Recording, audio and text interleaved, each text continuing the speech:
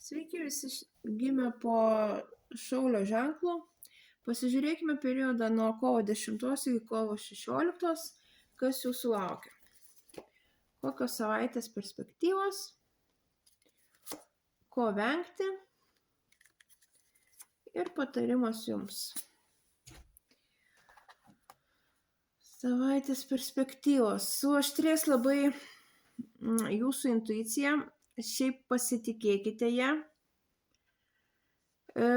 Gali išlįsti ar jūsų paslaptys, ar tiesiog situacijos gali išaiškėti, gal ir nelabai malonūs reikalai gali išlįsti į viršų, bet tiesiog tai laikas, kada visos paslaptys išlenda į paviršių.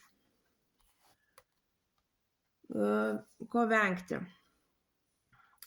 Venkite nevaldomų emocijų per staigaus užsidegimo, neapgalvotų veiksmų.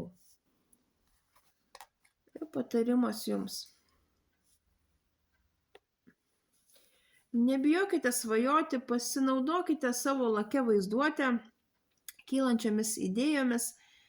Per daug neužsiplaukiokit padebesyse, bet pasinaudokite savo kūrybiškumu, kuris šią savaitę ypatingai stipriai pasireikš.